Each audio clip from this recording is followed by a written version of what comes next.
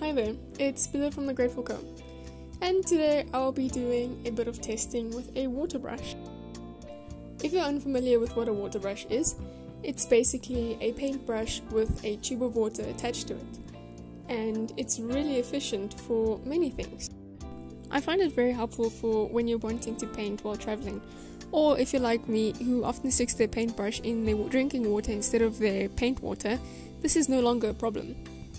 Today I'll be painting in my sketchbook, and I just found this really cool picture of a bird, which my mom advised, as she often does. She's a big fan of birds. An easy way of using the water brush is just by squeezing out the water onto the page and flooding it with pigment. It's also really easy to clean. You simply squeeze out the water onto a damp cloth or a cloth that you're using, and it washes off the paint off the brush.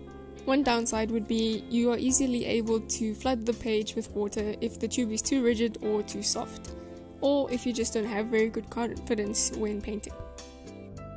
Another downside I found is if you want to pull a large amount of water or pigment onto a certain area of the page, you don't have as much control.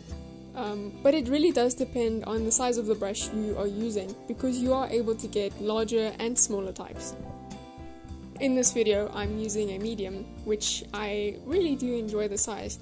You can get pretty fine lines, as you'll see as I'm doing with the feet of the bird, and you can actually do good large washes of paint as well. If you're used to using a brush and a cup of water, it's a bit of a learning curve to now actually squeeze the water out as you desire and use your paint accordingly, but it doesn't take too long to figure out. I personally wouldn't advise a beginner to use a water brush to start learning watercolors, just because it kind of takes away a lot of the essential lessons of using a certain amount of water when starting with watercolor. It's a little bit mentally tricky to go back to a regular brush and water, but you can figure it out fairly soon. You just need some warm-ups.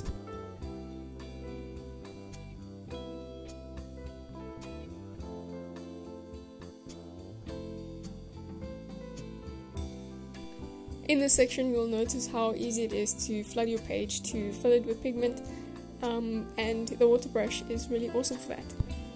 Anyways, I hope you enjoyed this video and you found it helpful. I hope that you have an awesome day, and cheers!